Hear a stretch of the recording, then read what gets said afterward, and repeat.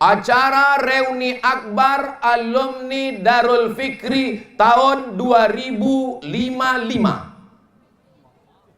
2025, 35, 45, 55. Acara 30 tahun. Jangan kalian datang hanya untuk menunjukkan mobil kalian besar. Jangan kalian datang untuk menunjukkan gelang kalian besar. Jangan kalian datang untuk menunjukkan cincin kalian besar. Jangan kalian datang untuk menunjukkan bini kalian besar. Ingat cakapku ini. Tapi kalian datang untuk bertanya, siapa di antara kita ya kawan sekelas dulu yang meninggal? Anak yatimnya berapa? Kita iuran tiap bulan. Berapa di antara kita yang sudah menghadap Allah? Kita ini semua akan mati. Langsung ke atas suaranya. Alhamdulillah. Allahumma sholli ala Sayyidina Muhammad wa ala ali Sayyidina Muhammad. Kalau foto wisuda siang ini diupload di medsos, di portal, di Instagram, di TikTok, tidak ada yang istimewa, biasa saja. Semua wisuda sekarang, anak TK pun wisuda. Bahkan ada larangan sekarang tak boleh lagi wisuda di hotel, karena itu hanya mengutip duit wali murid. Jadi apa istimewanya wisuda hari ini? Wisuda hari ini beda. Kalau orang dari rumah ke hotel wisuda pulang selesai. Tapi untuk sampai ke Darul Fikri ini, dari Pekanbaru ke Perawang, dari Perawang ke Buton, dari Buton ke Selat Panjang, dari Selat Panjang ke sini, bukan macam sekarang. Ini tanah gambut. Kena air, berkubang kita. Musim panas, berdebu. Itu tahun 2017. Tapi hari ini, tadi bersama rombongan Pak Bupati kami naik sepeda motor sampai dari hotel, sampailah kemari terus aspal sampai ke toilet, ke WC. Jadi tidak lagi ada alasan untuk tidak mendaftarkan anaknya ke Darul Fikri sebelum tanggal penutupan berikut ini. Ingat, kuota terbatas. Bagi Bapak Ibu yang baru sampai hari ini, pondok ini biasa aja. Sama macam pondok yang lain. Tapi bagi yang meletakkan batu pertamanya dulu 2017, maksudnya saya maksudnya. Ini pondok ini luar biasa. 18 di tengah hutan, di samping pokok rumbia. Saya waktu diminta Ustadz Fauzi meletakkan batu tuh yakin tak yakin saya. Ini jadi tak pondok ini nanti. Tapi karena diminta Ustadz Fauzi, ya ulah tawakallah, jadi tak jadi, aku balik ke Pekanbaru.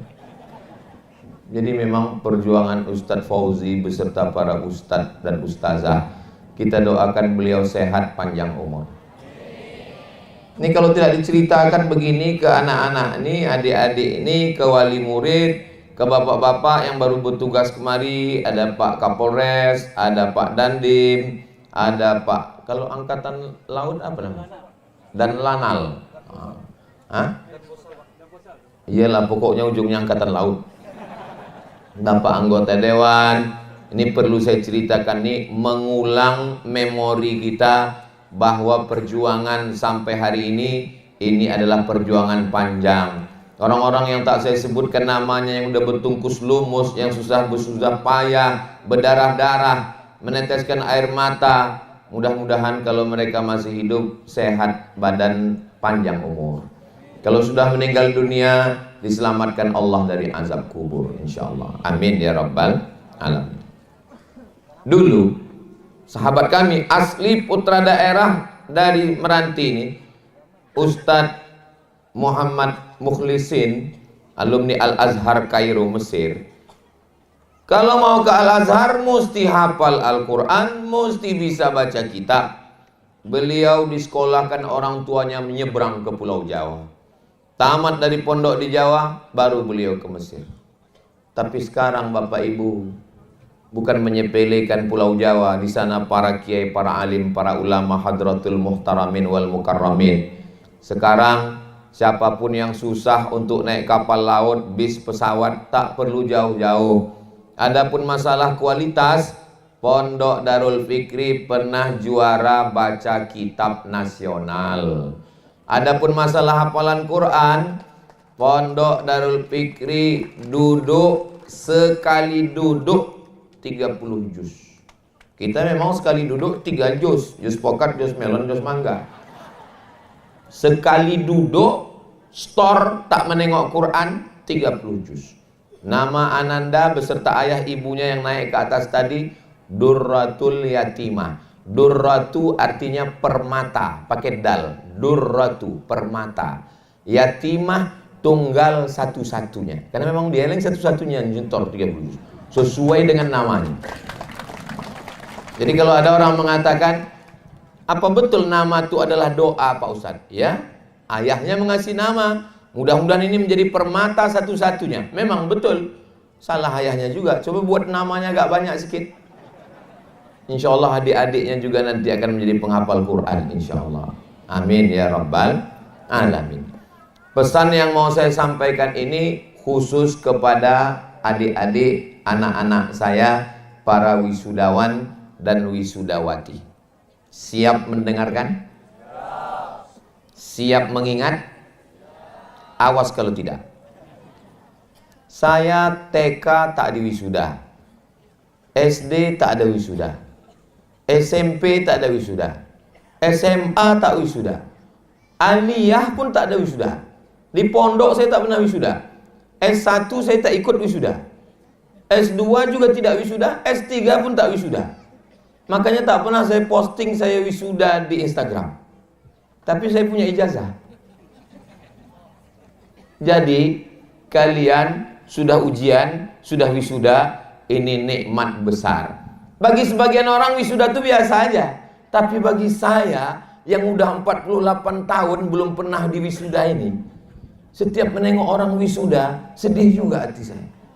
Mau wisuda wak malu udah tua. Jadi foto wisuda kalian tuh jangan hanya sekedar posting Instagram, cetak sebesar pintu, tempel di dinding rumah. Kenapa? Karena masa lalu tak bisa diulang lagi. Walaupun duit kalian banyak, walaupun kamera kalian mahal, walaupun kalian orang terkenal, walaupun kalian pejabat, tak bisa diulang lagi, momennya sudah lewat. Maka momen bahagia tadi bersama orang tua dicetak, disimpan, ditunjukkan nanti ke anak-anak. Abang, mana foto wisuda abang? Saya untung sampai saat ini istri saya tak pernah bertanya foto wisuda. Mudah-mudahan tak didengarnya pula ceramah ini. Tolong diedit nanti. Sempat saya pulang ditanyanya, mana foto wisuda dulu? Itulah, saya terus terang kalau pertanyaan-pertanyaan lain tak saya sombong bisa saya jawab. Tapi itulah Allah Maha Kuasa itu ya. Berapa kali sudah saya ceramah keliling di mana-mana, belum pernah ada satupun jamaah yang bertanya, mana foto wisuda Ustaz? Memang Allah melindungi saya memang. Kalian sudah wisuda, saya ucapkan tahniah selamat, mudah-mudahan ilmu kalian berkah. Itu yang pertama. Yang kedua, banyak anak tamat pondok selesai pesantren pulang ke rumah macam kuda lepas kandang. Di pondok sholat subuh tak tinggal, balik ke rumah bangun jam 8. Jangan kalian buat macam itu. Karena itu sama dengan menghilangkan harkat, martabat, marwah ustadz ustazah. Kalau sampailah kalian bangun jam 7, jam 8 tak sembahyang subuh, apa kata mak, kata ayah kalian? Oh, ini rupanya hasil pendidikan Ustadz Fauzi itu. Kalau sekedar Ustadz Fauzi yang mereka hina tak apa-apa. Oh, ini rupanya pondok yang diletakkan Ustadz Somad Batu Pertama tuh. Saya kalau udah nama, kalau saya kalau Ustadz Fauzi yang diajak orang, saya sabar. Tapi pas saya nanti, oh ini rupanya yang diwisuda Ustadz Somad kemarin itu. Maka jangan sampai kalian menghilangkan tradisi di pondok bangun malam. Subuh jam 4.45, jam 4 paling lambat sudah bangun. Macam mana di pondok dulu bangun tahajud, maka terus. Apa tradisi di pondok ini? Murojaah, mengulangi hafalan Quran. Di antara orang yang terlaknat adalah orang yang menghilangkan hafalan Quran. Berikut Ananda, hafalan 2 juz, hafalan 5 juz. Kami bangga mendengarnya. Tapi itu bukan hanya kebanggaan, itu tanggung jawab. Jangan sampai tak murojaah. Satu hari minimal 2 juz.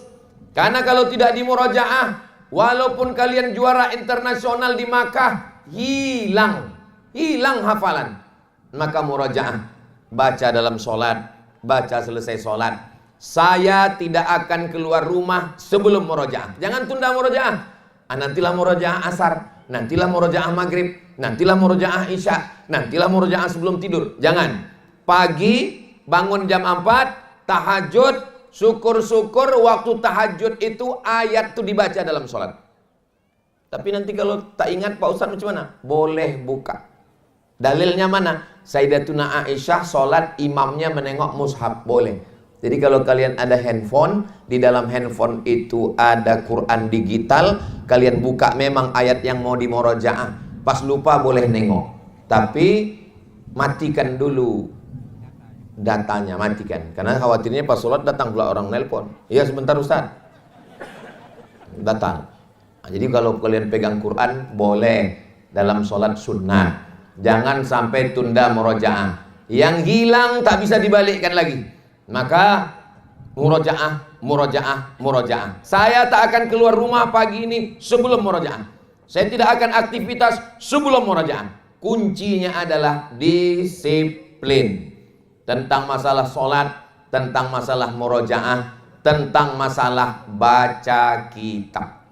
Tadi saya duduk samping Pak Bupati, pas lagi ngobrol. Dikasih Pak Bupati minum, saya minum. Dikasihnya kue, saya makan. Dia diam, saya diam pula. Saya tengok handphone. Apa yang Ustaz tengok tadi? Pembahasan tentang khirqah. Khirqah artinya kain. Seorang ulama memasangkan kain ke muridnya. Aku pasangkan khirqah kepada engkau. Biasanya itu ulama tasawuf. Jadi waktu duduk tadi saya sedang menengok. Rupanya Imam Ibnu Shalah ahli hadis dipasangkan khirqah oleh gurunya. Rupanya Imam Jalaluddin Abdurrahman As-Suyuti dipasangkan khirqah oleh gurunya. Rupanya Imam As-Sakhawi dipasangkan khirqah oleh gurunya.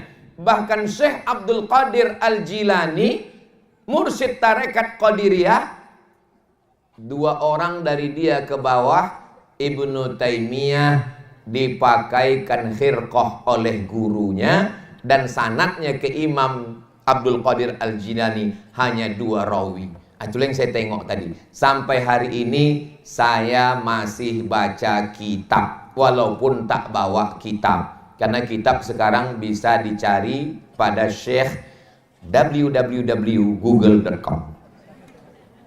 Macam mana cara mencarinya? Tinggal tulis keyword. K tulis, word huruf, K kunci, word tinggal tulis kunci. Tadi saya tulis lam ba sin, labesu, memakai, al khirqah, cara memakai khirqah. Buka pembahasan masalah bahasa Arab. Kalian dah 6 tahun belajar bahasa Arab. Masalah nahu sorab, kalian sudah menguasainya. Tapi kalau tidak diasah tiap hari, parang kalau tak diasah macam mana? Bukan cuma tumpul, bekarat dijual orang, apalagi kalau tak dipegang. Oleh sebab itu maka sembahyang jangan tinggal, murojaah jangan tinggal, baca kitab jangan tinggal. Macam mana? Siap? Insya Allah. Yang santriwati, yang wisudawati siap? Insya Allah. Yang pertama, bangga, bahagia, cetak kenang-kenangan ini. Yang kedua, disiplin. Yang ketiga, tentukan arah ke depan. Mau jadi apa? 2025 selesai pondok. 2028, 2029 selesai S1. Kalau memang mau S2 lanjut. Kalau mau jadi polisi, Tadi udah diminta namanya oleh Pak Bupati. Kalau memang mau jadi tentara, lapor ke Pak Dandim. Saya ini Pak Ustadz hobi mandi di laut, minta ke Pak Angkatan Laut. Saya ini Pak Ustadz mau jadi pengacara, saya ini mau jadi hakim, saya ini mau jadi lawyer, saya ini mau jadi jaksa. Datang ke Pak Kajari. Semua ini ada. Siapa yang mau jadi polisi? Angkat tangan. Udah ikut. Siapa yang mau, yang lulus jadi dokter? Sudah lulus. 2 orang dari Fakultas Kedokteran Universitas Riau. Jadi kalau ada orang yang mengatakan, untuk apa anak kita di pesantren? Nanti di pesantren cuman jadi ustadz. Tak mau anakku jadi ustadz, kurus macam Ustadz Somad, Ustadz Fauzi. Kebetulan kami kurus-kurus pula. Kami kurus ini bukan karena ustadz, karena takdir udah begini. Jadi jangan takut memasukkan anak ke Darul Fikri. Alumni Darul Fikri jadi polisi. Amin. Alumni Darul Fikri penghafal Quran sekali duduk 30 juz. Amin. Alumni Darul Fikri jadi dokter spesialis kandungan, nanti direktur Rumah Sakit Umum Arifin Ahmad. Amin. Kenal Ustadz Somad, direktur Rumah Sakit Umum yang spesialis yang hafal Quran itu santri saya. Tapi dia tamat dari Selat Panjang. Selat Panjang itu pondok saya juga. Saya meletakkan batu pertamanya itu dulu, kata saya. Habis itu Ustadz ada ikut membangun? Enggak, aku meletakkan aja. Rupanya kalau sudah hebat, semua mengaku saudara kita, murid kita, santri kita. Mudah-mudahan anak-anak kita ini hebat semuanya, insya Allah. Amin. Kenangannya disimpan, disiplin sholat, murojaah, baca kitab, tentukan arah cita-cita kemana. Dulu Ustadz apa cita-cita Ustadz? Cita-cita aku, saya ke Mesir S1, S2, S3. Habis itu nanti ku bawa ijazah, aku mau jadi dosen. Kalau sudah jadi dosen, jadi pegawai, punya gaji, dapat duit, membahagiakan orang tua. Jangan membahagiakan orang hutan. Sekarang banyak membahagiakan orang hutan. Hari raya pergi membawa anak ke kebun binatang. Kemana? Silaturahim. Tak salah, saya pun bawa anak saya juga ke kebun binatang. Tapi yang kita bahagiakan ini orang tua. Rahasia pondok ini tegak berdiri tadi, apa kata Ustadz Fauzi? Ibu saya yang usianya 80 tahun ada di tengah ibu-ibu. Ustadz Fauzi jauh beruntung dari saya. Emak saya meninggal umur 70. Beliau emaknya umur 80 masih hidup. Mudah-mudahan emak kita yang masih hidup sehat walafiat.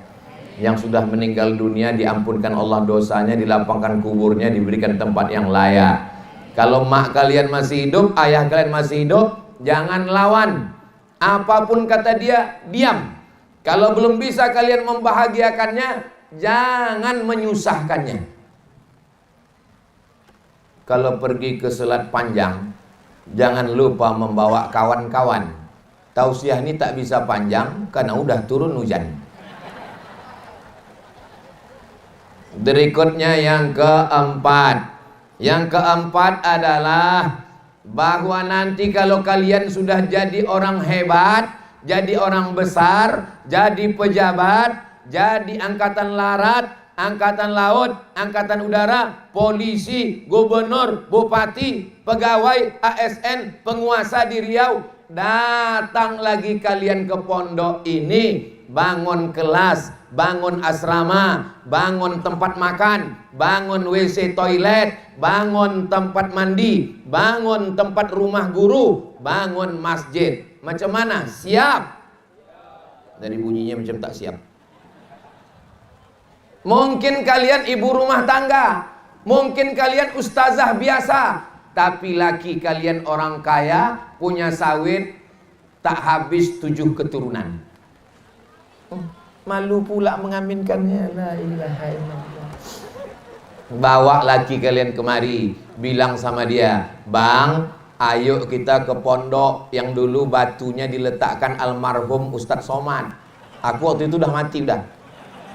Kalian waktu datang kemari membangun, buatkan kelas, A1 kelas. Berapalah harga? Kenapa bangunan di sini tak ada yang 2 lantai? Karena tanahnya tanah gambut.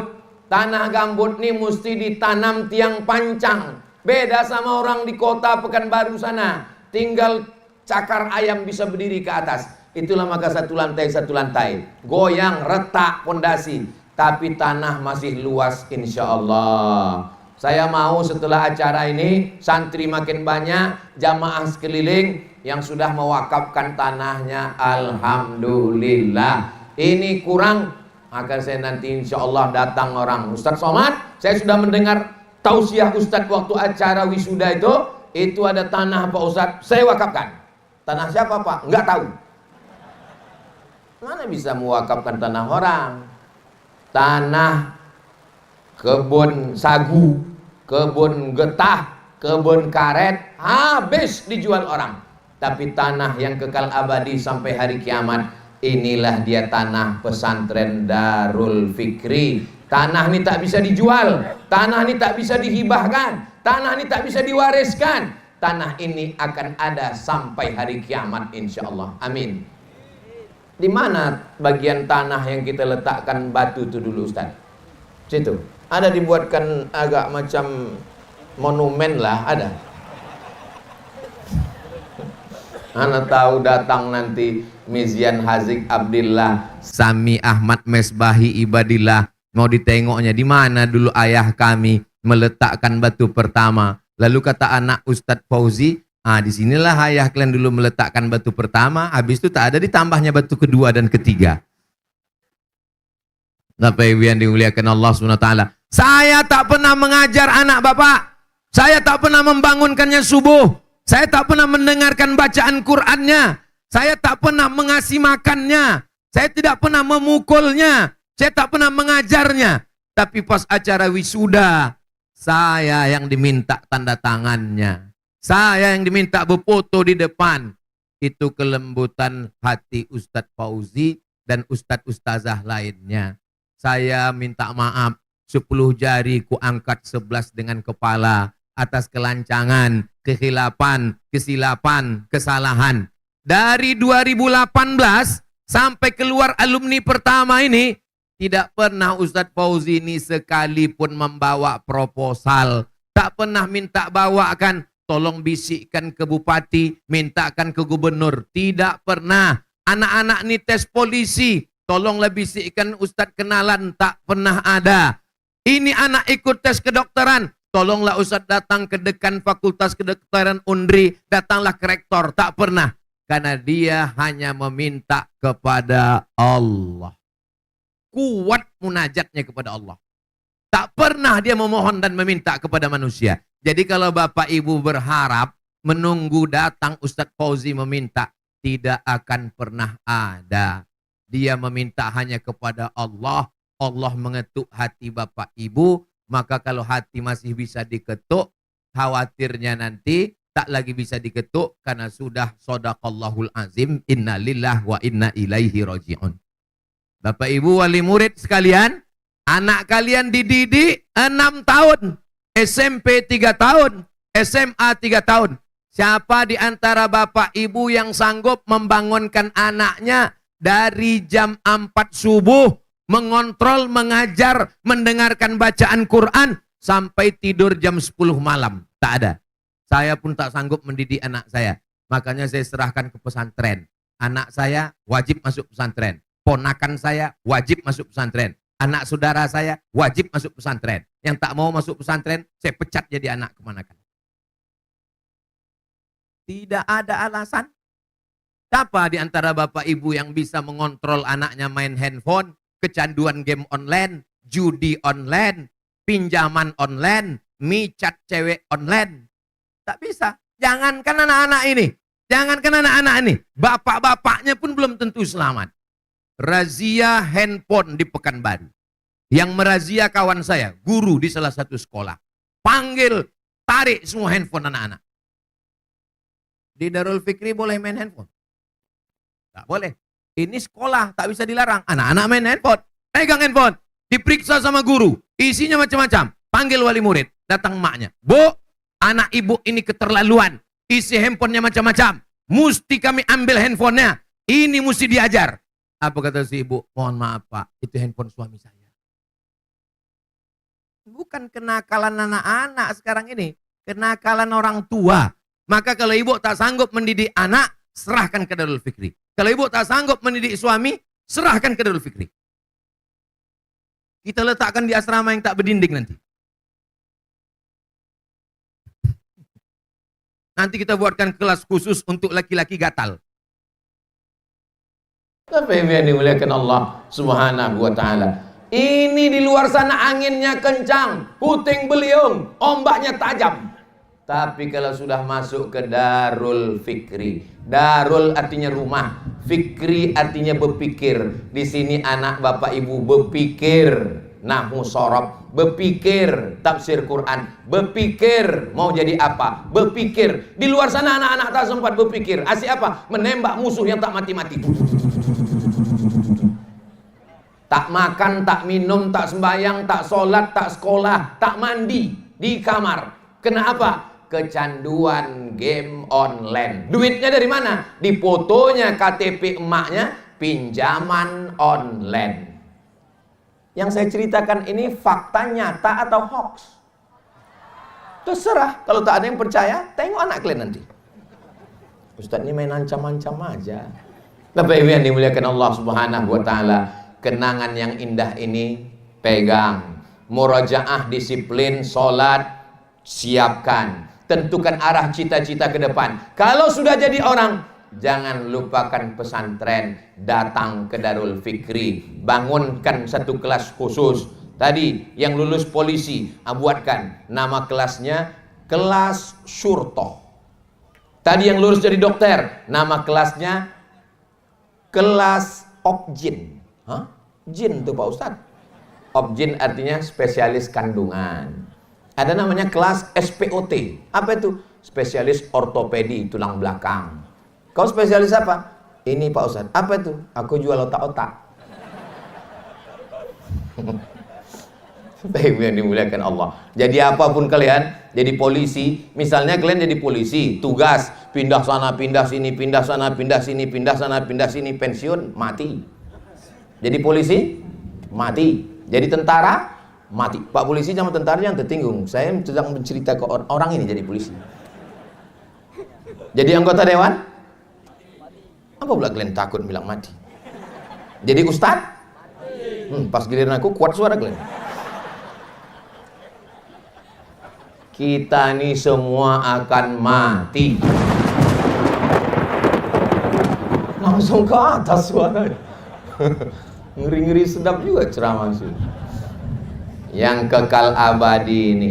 Saya tak ada niat jahat Pak Kajati, Pak Kajari. Saya tak ada niat busuk hati Pak anggota dewan. Saya hanya sedang menasihati diri saya sendiri bahwa kita akan mati. Dan kita nanti dari alam barzah akan melihat anak-anak kita ini dan mendapatkan aliran pahalanya insya Allah. Bapak Kapolres, Bapak Dandim, Bapak Danlanal, Bapak Ketua DPRD, Bapak anggota. Kalau kita berapa lama lagi lah umur kita ini? Kalau saya tengok umur-umur Bapak ini di atas 50. Kalau saya 27 memang. Kalau kita mati, habis semua. Surat tanah, STNK, BPKB, Badan Pertanahan Nasional, dibawa mereka ke kantor Samsat, balik nama, berganti nama mobil, nama motor. Dibawa mereka ke BPN, berganti nama surat tanah. Ada yang paling menyakitkan Pak, surat nikah berganti. Tengok senyum mereka. Bapak pikir berapa lama lah mereka nunggu kita? 4 bulan 10 hari. Anak-anak ini hafal ayatnya. Walladzina yutawaffawna minkum wa yadharuna azwajan yatarabbasna bi anfusihinna arba'ata ashhurin wa ashra. Arba'ata ashhurin 4 bulan 10 hari. Meninggal bulan April, Mei, Juni, Juli, Agustus, 10 September datang surat undangan. Nikahnya sama brownies, berondong manis. Nggak apa-apa. Rumah yang kalian bangun, kebetulan jatah dia. Naik laki barunya ke situ. Tempat tidur kalian dinaiknya. Bukan cuma tempat tidur kalian, bini kalian pun dinaiknya. Berbunyi guru saking tak teganya, saking sakitnya hati laki-laki. Ustadz, janganlah cakap begitu Pak Ustadz, ini banyak anak-anak. Biar masuk ke hati dan pikiran kita bahwa semua ini tinggal, ini semua tinggal. Mobil-mobil mewah ini tinggal semuanya. Saya berani bercakap gini karena tak ada mobil saya sini. Semuanya tinggal. Yang kekal abadi mana nih? Tanah wakaf ini. Yang kekal abadi mana nih? Kelas-kelas ini. Maka ma la yudraku kulluh la yutraku kulluh. Kalau tak bisa kita bangun semua, ya tak usah semua. 2-3 sak semen, batu bata, batu kerikil. Ibu punya majelis taklim, majelis pengajian. Apa nama grup pengajian ibu? Nama grup pengajian kami Pak Ustadz Jilbab Ungu. Datang ke Ustadz Fauzi. Ustadz Fauzi, boleh kami buat satu kelas khusus antar kami saja, tapi tolong nanti kelasnya itu dicat mulai pintu jendelanya atapnya warna ungu semua. Boleh Ustaz? Ungu LGBT gitu. Ini ungu syariah. Bapak Ibu yang dimuliakan Allah Subhanahu wa taala. Berikutnya yang kelima. Yang kelima adalah nanti kalau kalian sudah tamat acara reuni kumpul-kumpul, acara reuni akbar alumni Darul Fikri tahun 2025. 2025, 35, 45, 55. Acara 30 tahun. Jangan kalian datang hanya untuk menunjukkan mobil kalian besar. Jangan kalian datang untuk menunjukkan gelang kalian besar. Jangan kalian datang untuk menunjukkan cincin kalian besar. Jangan kalian datang untuk menunjukkan bini kalian besar. Ingat cakapku ini. Tapi kalian datang untuk bertanya, siapa di antara kita ya kawan sekelas dulu yang meninggal? Anak yatimnya berapa? Kita iuran tiap bulan. Berapa di antara kita yang sudah menghadap Allah? Reuni 10 tahun. Ini sekarang umur kalian ini sekitar 18, 19, 20. Taruhlah 20 karena TK tak naik 2 tahun. Kalau sekarang umur 20, nanti pas reuni 10 tahun, reuni 10 tahun. Pertanyaannya, kau kerja di mana sekarang?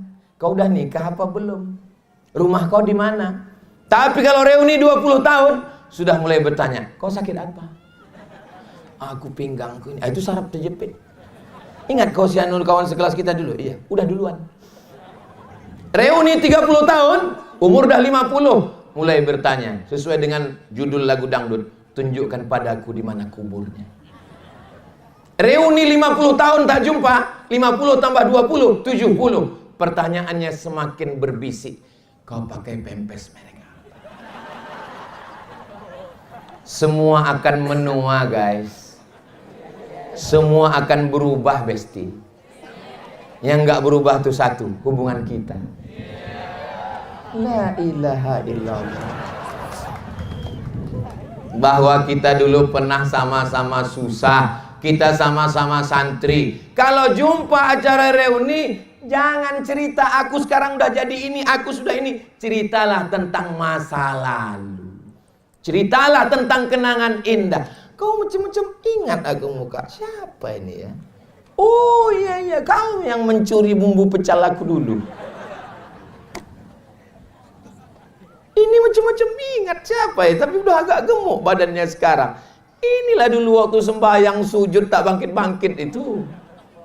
Ceritalah tentang masa lalu. Karena masa merubah cerita. Memori kita sudah berubah. Cakap saya ini belum bisa kalian tangkap sekarang. Tapi nanti baru kalian ingat. Oh, itu yang dimaksudkan Ustadz Somad. Jadi pesantren tidak hanya sekedar memasukkan ke kepala kalian Quran. Pesantren bukan memasukkan kalian nahu sorab baca kitab. Tapi pesantren membuat kalian menjadi orang yang bersama-sama. Syukur-syukur nanti kalian bisa sama-sama membangun Riau Bumi Lancang Kuning ini insya Allah. Satu jadi gubernur, satu jadi bupati, satu jadi kepala daerah. Kira-kira anak pesantren bisa jadi bupati? Mana contohnya? Pak Asmar pesantren Darun Nahdoh Bangkinang. Tuh jadi bupati. Jadi polisi dulu. Habis jadi polisi baru jadi bupati. Dia tak pernah pensiun. Kira-kira anak pesantren bisa jadi gubernur? Mana contohnya? Abdul Wahid tamat pesantren Canduang. Inyak Canduang Syekh Sulaiman Ar-Rasuli, tamat pesantren. Jadi kalau ada orang mengatakan, apalah anak pesantren itu? Nah, memangnya bisa jadi apa? Tak usah dijawab, campakkan ke laut. Udah bolak-balik kita ngasih tahu anak pesantren bisa jadi polisi, anak pesantren bisa jadi tentara, anak pesantren bisa jadi kepala dinas, anak pesantren bisa jadi apapun. Anak pesantren siap jadi apapun. Yang terakhir, yang keenam. Kalian jadi profesor, doktor, insinyur, kiai haji, jenderal, itu bonus. Kalau ada di antara kalian yang jadi polisi, tentara, kepala dinas, kepala badan, kepala kantor, bonus. Kalau ada di antara kalian yang jadi dokter spesialis, bonus. Tapi yang perlu kalian ambil, dasar pembangunan pesantren Darul Fikri ini dulu, ini mesti saya ceritakan. Ingin memperbanyak manusia unik bernama Ustadz Fauzi. Kenapa dakwah pedalaman suku Talang Mamak tak berjalan? Kenapa dakwah pedalaman suku-suku terasing tak berjalan? Setelah kami datang ke Selat Panjang, dibawa masuk ke Sokop, dibawa ke suku Akit, dibawa ke suku Laut, barulah saya paham. Karena ada Ustadz Fauzi. Maka kami dibawanya waktu itu ke dalam, tidur di emperan masjid, makan di situ, tidur di situ, berjalan kaki, naik sampan. Saya 12 kabupaten kota di Riau ini yang paling menderita ceramah di Meranti inilah. Dibawa Ustadz Fauzi entah kemana-mana. Kebanyakan video, coba tulis di Google itu, UAS Merana, atau pasti di Meranti banyak. Masuk pulau keluar pulau, masuk surau keluar surau, melewati gelombang, masuk ke dalam hutan, dibawa. Banyak profesor, banyak doktor, banyak penghafal Quran, tapi hanya tinggal di kota besar saja. Jadi tujuan awal pesantren ini didirikan adalah memperbanyak makhluk unik yang sudah mulai punah seperti dinosaurus. Tak ada lagi ustadz yang mau masuk ke hutan. Tak ada lagi ahli ilmu yang mau masuk ke pedalaman. Maka ada satu makhluk namanya Ustadz Fauzi, dan makhluk ini mesti diperbanyak. Dan setelah tunggu jangan tepuk tangan lu, tunggu kamu cepat aja tepuk tangan. Dan akhirnya 2017-2018 doa kami, doa orang tua-tua di Meranti ini dikabulkan Allah. Akhirnya lahirlah generasi-generasi Ustadz Fauzi. Kalian inilah Fauzi. Yang itu Fauziah.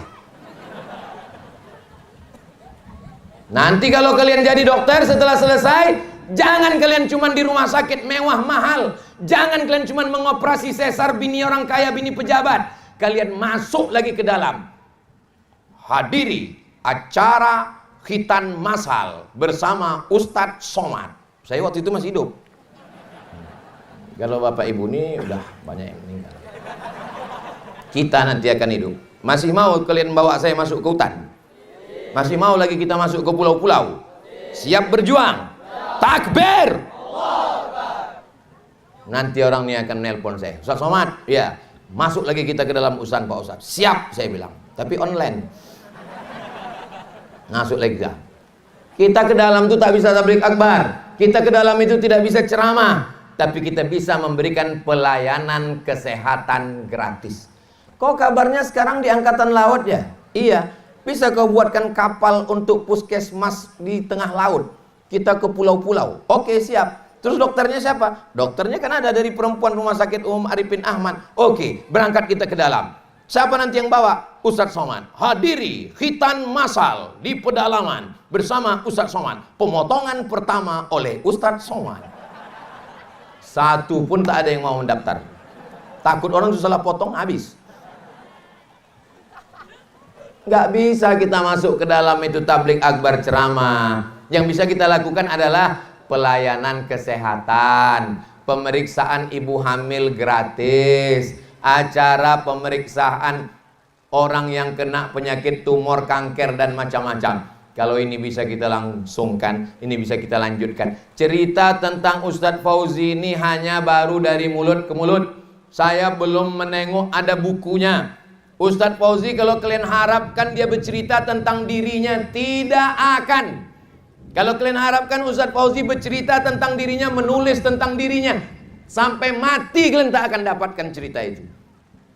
Maka saya minta Ustadz, Ustazah yang pandai menulis, cari foto-foto lama Ustadz Fauzi ke pedalaman, tuliskan satu buku khusus, judulnya Setengah Abad Ustadz Fauzi.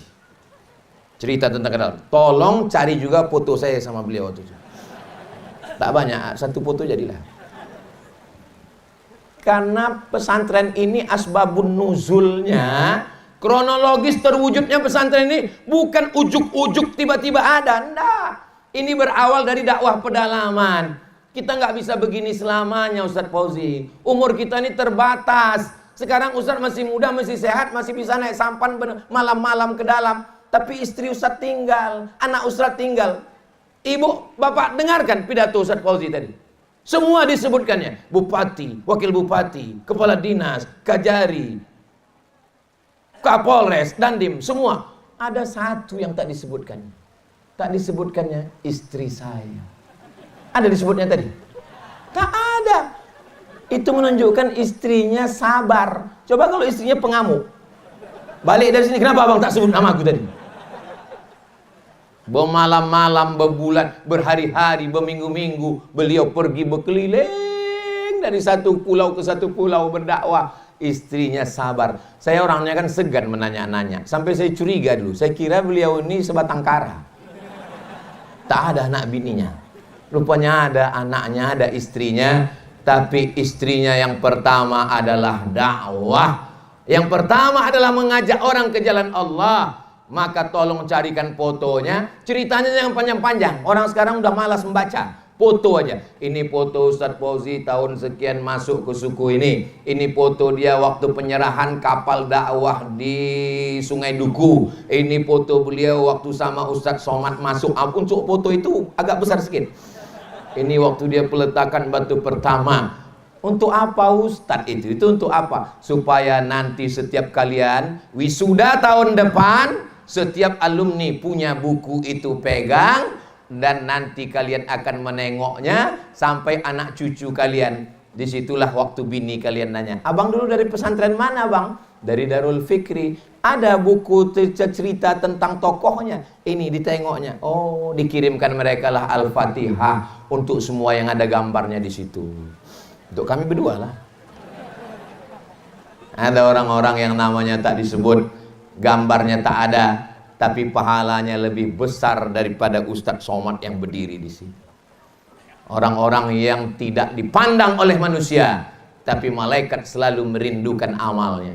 Mungkin bapak tidak dikasih karpet merah, mungkin ibu tidak tempat duduk yang lembut pakai sofa, mungkin bapak ibu tidak dapat bolu kemojo.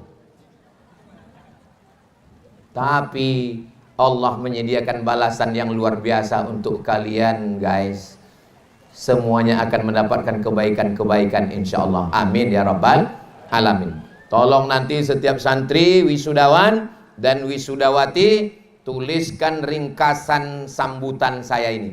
Karena ini angkatan pertama. Nanti masing-masing kalian saya minta menulis ringkasan sambutan Ustadz Somad dalam acara wisuda angkatan pertama Darul Fikri 2025.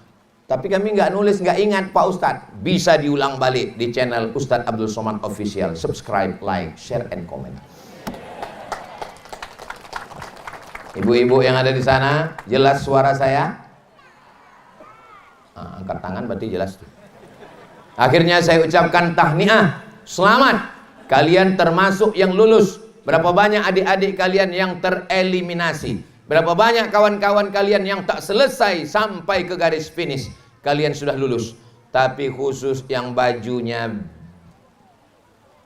hijau pucuk pisang, yang bajunya belum macam yang di depan, jangan kalian pindah ke sekolah lain.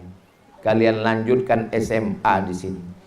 Karena kalau ke sekolah lain, hafalan Quran kalian takutnya hilang. Apalagi kalau kalian tidak mondok. Apalagi kalian, bukan cuman Quran kalian hilang, jilbab kalian melayang.